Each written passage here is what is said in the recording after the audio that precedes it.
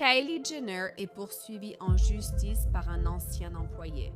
Son ancienne femme de ménage a accusé la magnate des cosmétiques de discrimination raciale et religieuse, alléguant. L'équipe de Kylie aurait dit, je cite, « Les catholiques sont des personnes horribles » et qu'une superviseuse aurait jeté des cintres aux pieds de l'employé tout en l'agressant verbalement. Voici Scandale présenté par Law and Crime. Je suis Sierra Gillespie.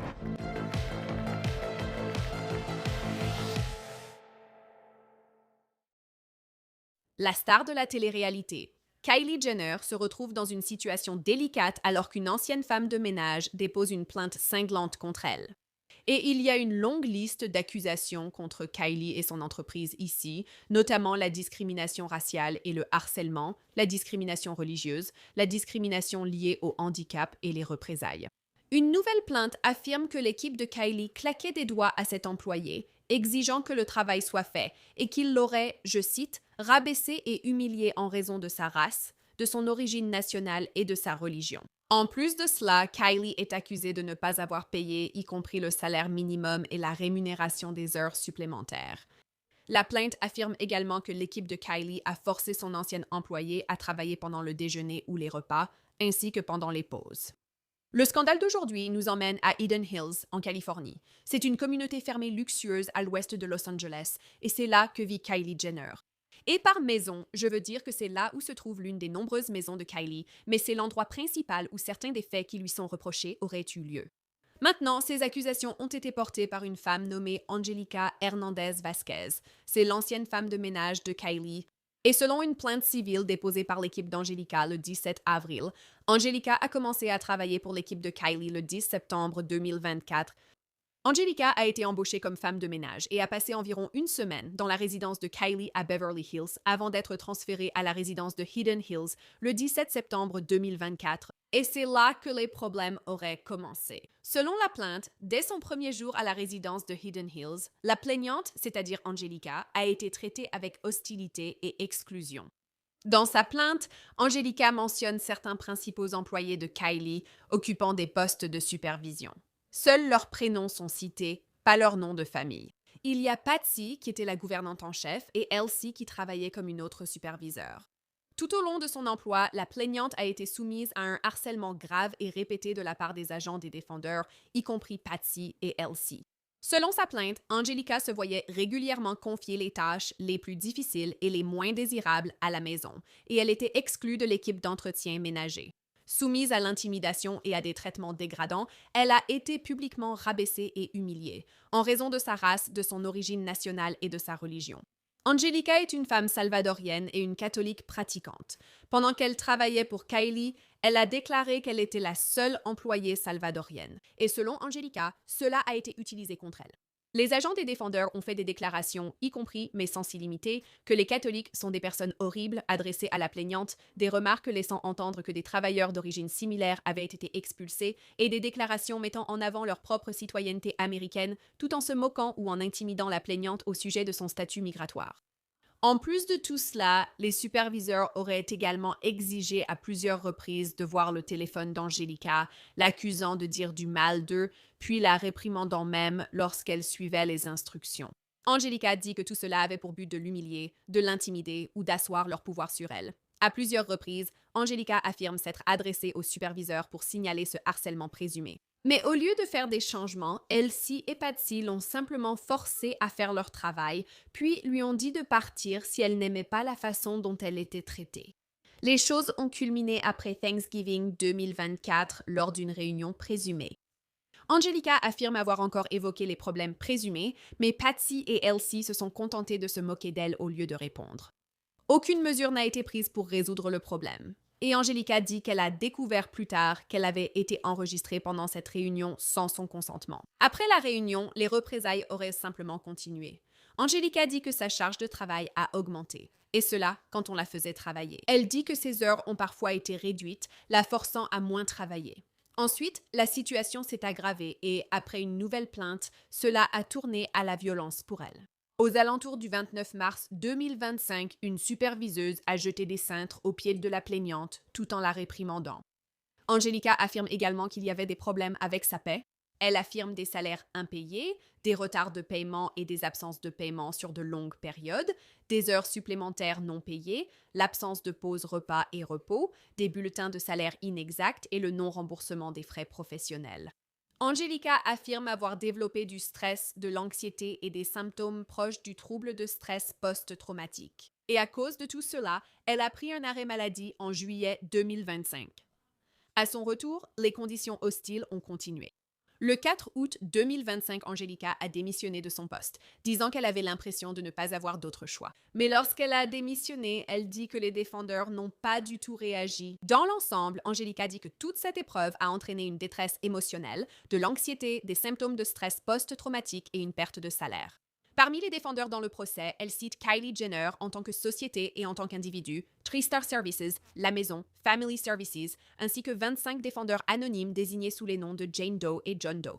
Dans le procès, Angelica cite 25 allégations différentes parmi elles. Discrimination et harcèlement fondés sur l'origine nationale, discrimination et harcèlement raciaux, discrimination et harcèlement religieux, représailles contre un lanceur d'alerte, non-paiement, licenciement abusif et infliction intentionnelle de détresse émotionnelle. Angelica affirme être éligible à des dommages-intérêts punitifs et compensatoires, sans préciser de montant. Mais elle fait une demande majeure, un procès devant jury. Sa plainte indique, la plaignante demande par la présente un procès devant jury pour les chefs de demande exposés dans la présente plainte. D'accord, elle veut un procès devant jury, mais est-ce que cela va arriver? On a déjà vu des célébrités au tribunal, mais honnêtement, quelles sont les chances? Encore une fois, et est-ce que cette affaire tient la route? Invitons notre experte du jour pour poser cette question et bien d'autres. Il s'agit de l'avocate Ron Zambrano. Merci d'être avec nous aujourd'hui, Ron. D'accord, première question. Quelles sont vos impressions? Pensez-vous que la plainte est solide? Il y a plus de 20 chefs de demande, c'est la première chose à laquelle j'ai pensé. Je n'arrêtais pas de descendre cette liste et je suppose que dans notre jargon, on dirait qu'on tente tout et n'importe quoi pour voir ce qui prend. Ce n'est pas vraiment mon style. Certains ont d'autres méthodes. Je dirais que la moitié de ces accusations seront écartées ou éliminées d'une manière ou d'une autre, tôt ou tard. C'est ingérable, c'est beaucoup trop ingérable. Je pense aussi que tu vas évoquer la responsabilité individuelle de mademoiselle Jenner, puisque son nom est cité 2 fois, non? Une fois comme société, une autre comme individu. Et je ne vois pas où il est allégué qu'elle, en tant qu'individu, ait fait quelque chose de mal. Donc ça, c'est probablement un autre point qui sera soulevé plus tard. Ce n'est pas une plainte d'une ampleur énorme, ce n'est pas très étayé sur le plan des faits. Tu sais, si c'est vrai, c'est terrible, ce n'est pas un bon environnement de travail. Mais il y a tellement d'accusations, et c'est pour ça que c'est pour ça que ça fait une trentaine de pages. Oui, en parcourant le document, la première page liste déjà de nombreuses allégations, au point que cela continue sur la deuxième page. Je me suis dit, waouh, il se passe vraiment beaucoup de choses ici. Mais revenons à la première page. Comme tu l'as dit, ils y mentionnent les défendeurs. Il est écrit Kylie Jenner, une personne physique, puis Kylie Jenner, une société. J'ai donc ouvert la plainte et me suis dit, oh mon Dieu, qu'a fait Kylie Jenner? Je continue à lire, à tourner les pages. C'est comme dans Shining, avec tout travail et pas de jeu rend Jack fou. Répétez. Je lis et réalise qu'il n'y a aucune allégation contre Kylie. Tout vient de ces femmes de ménage ou de ces employés qui auraient, vous savez, fait preuve de discrimination raciale et ce genre de choses. Mais pourquoi mentionner Kylie si elle n'est même pas vraiment impliquée dans le procès? Cela pourrait être pour 2 raisons.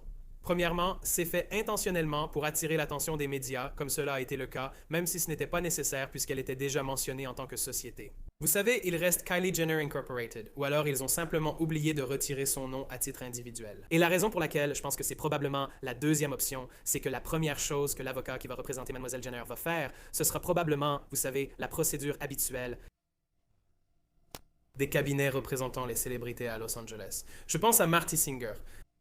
Ils vont contester la plainte par une requête en irrecevabilité, affirmant qu'aucun fait ne vise Kylie personnellement, donc elle ne devrait pas être défendresse. Et telle qu'elle est rédigée actuellement, je pense que cela serait accordé.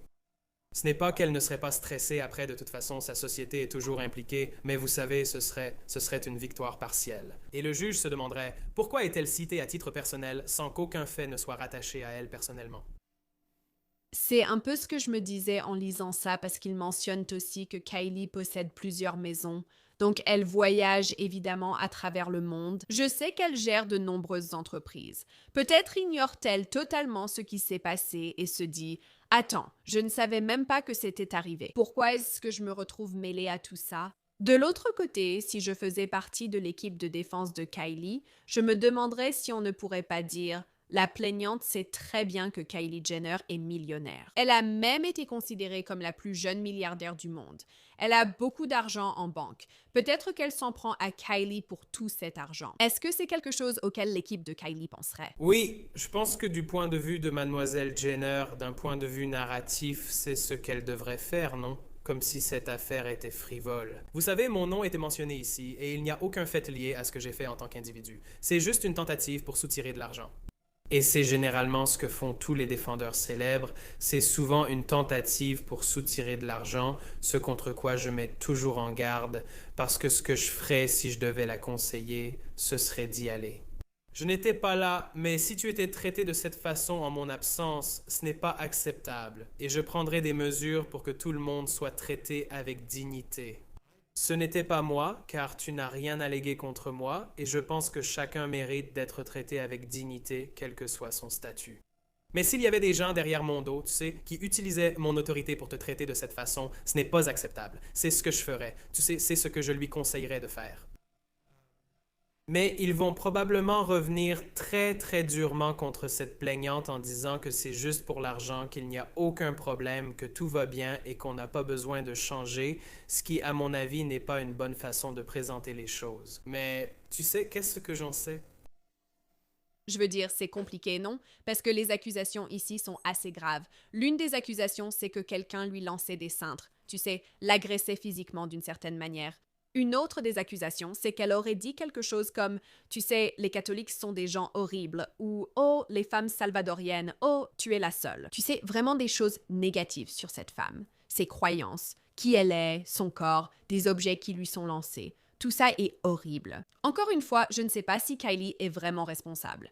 Nous avons évoqué l'idée que ce soit juste pour l'argent, mais ce qui m'a frappé, c'est l'absence d'un montant précis. Parfois, quand je parcours et que je lis ces affaires civiles, surtout dans le cas de P. Diddy, il y a eu tellement de poursuites civiles qui sont sorties, et les gens demandaient, je veux dire, des sommes d'argent folles. Je pense que l'on me doit tel montant en dommages et intérêts, mais ici, je n'ai vu aucun chiffre dans cette plainte. Est-ce que c'est inhabituel, ou qu'en penses-tu? Cela dépend de la juridiction. En Californie, il n'est pas obligatoire d'indiquer un montant précis pour déposer une plainte devant un tribunal d'État. Donc, tant que tu remplis les autres critères factuels et juridiques, si tu les coches, c'est bon. Mais en ce qui concerne un montant précis, il n'est pas nécessaire qu'il soit indiqué. Je veux dire, je ne le fais pas parce que les choses évoluent, tu vois. Une excellente affaire peut devenir une mauvaise affaire, et ensuite tu te retrouves embarrassé d'avoir demandé 5 millions de dollars ou peu importe. Ou alors une affaire que tu ne pensais pas si bonne, et tu te dis, je veux seulement 100 000. Et puis, au milieu de tout ça, tu découvres quelque chose que tu ne connaissais pas et tout explose. Tu ne veux pas t'engager tôt car ils ne savent pas tant que ça. Dans toute affaire de droit du travail, l'employeur en sait plus que tout le monde, non? Ils ont le contrôle sur les employés. Donc ici, mademoiselle Jenner a le contrôle sur son propre foyer, sur ses employés actuels. Elle pourra mener une enquête ou ses représentants et vraiment découvrir ce qui s'est passé et que disent les documents, les emails ou les messages textes, peu importe ce qu'ils disent. La plaignante ne possède que ce avec quoi elle est partie. Elle ou ses avocats ignorent beaucoup et doivent se fier à sa parole. Donc, l'employeur ici, mademoiselle Jenner, est déjà dans une meilleure position en ce qui concerne la stratégie à adopter. Donc, avec ça, les avocats de la plaignante se disent pas toujours « Bon, couvrons-nous, n'allons pas trop loin avec un chiffre ». Au lieu de cela, ils ont déposé plus de 20 griefs, ce qui me paraît exagéré. On dirait que tout ce qui pouvait arriver à cette dame lui est arrivé, ce qui peut nuire à votre crédibilité, non? C'est l'autre aspect, non? Au lieu de dire que ces 3 choses se sont produites et que ces 3 droits m'ont été violés, maintenant, c'est comme si tous les droits possibles m'avaient été violés. Et je pense que ça dilue l'importance de choses dont on ne devrait même pas parler, comme jeter des cintres sur des employés. C'est probablement quelque chose qu'on ne devrait pas faire. Oui, tu as raison, certaines accusations, comme la discrimination raciale ou religieuse, sont compréhensibles. Ça me paraît logique parce qu'elle a inclus une citation où elle parle du fait qu'elle est catholique d'une manière plutôt négative. Mais une des autres accusations qu'elle a mentionnées, c'est des représailles contre les lanceurs d'alerte. Et je me suis dit, attends, mais où est-ce que ça entre en jeu? Je veux dire, pour te rejoindre, je pense aussi qu'ils ont peut-être mis beaucoup d'accusations ici. Elles s'étendent sur 2 pages. Il se passe pas mal de choses ici. Mais peut-être aussi qu'elle veut prendre toutes ces précautions et s'assurer qu'elle pourra obtenir quelque chose de tout ça. Et je suppose que c'est aussi ma prochaine question. Moi, je couvre surtout le côté pénal des choses.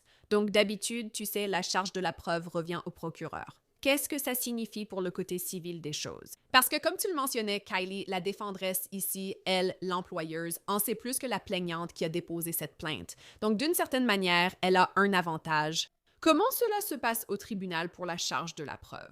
Quelle différence? C'est une excellente question. Il faut rappeler aux jurés que ce n'est pas un procès pénal, car à la télévision, on entend souvent au-delà de tout doute raisonnable, mais cela ne concerne pas le civil. En matière civile, c'est l'inverse. C'est le plaignant qui a la charge de la preuve, n'est-ce pas? Donc ici, c'est le plaignant qui a la charge de la preuve. Et cette charge n'est pas celle du au-delà de tout doute raisonnable. La charge de la preuve correspond à la prépondérance de la preuve. Et pour ceux d'entre nous qui ont déjà participé à un procès ou qui en font, c'est vraiment comme, vous savez, la balance de la justice. C'est juste un tout petit peu, comme 51%, et vous avez atteint cette charge de la preuve. Donc, c'est une charge assez facile pour la plaignante, tant qu'elle a les faits à présenter au jury pour l'aider, n'est-ce pas? Donc, je peux vous dire tout de suite, ce n'est pas une bonne idée de demander au jury de se prononcer sur plus de 20 chefs de demande. Le jury va se dire, c'est trop, je n'arrive plus à suivre, n'est-ce pas? C'est trop. Cela sera réduit. Pour ces choses-là, comme vous l'avez dit, les représailles contre un lanceur d'alerte, je n'ai pas vraiment vu cela dans l'histoire de fond.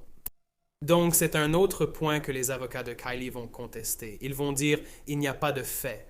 Depuis le début, il n'y a pas de fait. Cette affaire devrait, vous savez, cette plainte devrait être rejetée. Et ce ne sera pas la seule plainte qui sera attaquée. Et je pense que le juge dira « oui, pourquoi est-ce que c'est là? Je ne vois rien ici. » Oui, je ne sais pas. Et alors qu'on avance sur le côté civil, mon esprit revient au jour du procès Johnny Depp contre Amber Heard, sans doute le plus grand depuis OJ. Ce n'était pas criminel, mais civil. Je reviens en arrière et tente de me souvenir de tout sur ce sujet. Et l'une des choses qui a été mentionnée ici dans ce procès, c'est que la plaignante, Angelica, affirme qu'elle a droit, ou plutôt qu'elle mérite, à la fois des dommages-intérêts punitifs et compensatoires. Je me rappelle l'avoir appris pendant l'affaire Didi, mais j'ai oublié. Peux-tu m'expliquer la différence entre ces 2 types de dommages-intérêts?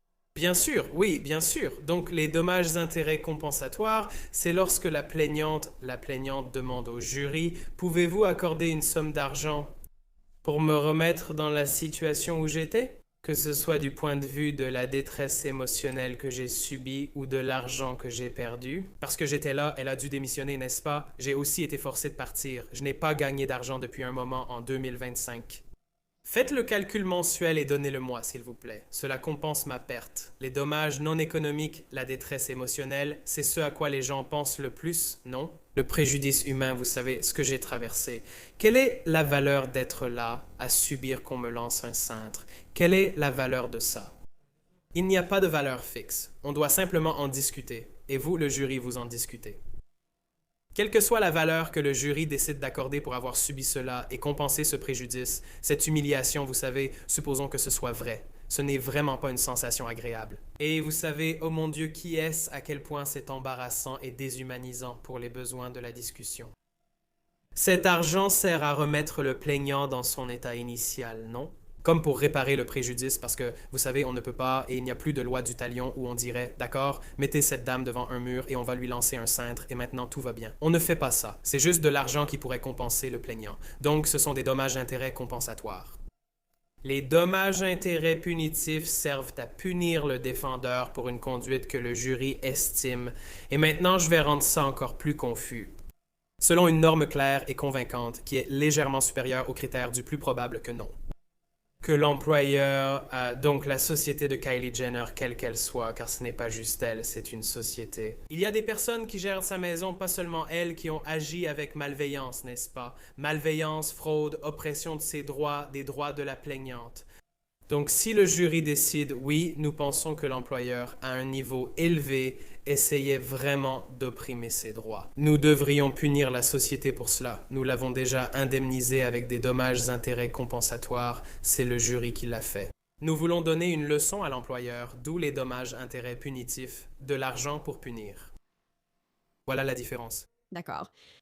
D'accord, je comprends la différence entre les deux, c'est déroutant. Je crois même avoir confondu Didi avec Johnny Depp à l'instant. Il se passe tellement de choses ici que si cela va devant un jury, tu as bien expliqué les différences. Mais pour les jurés, c'est un travail important de prendre cela en compte.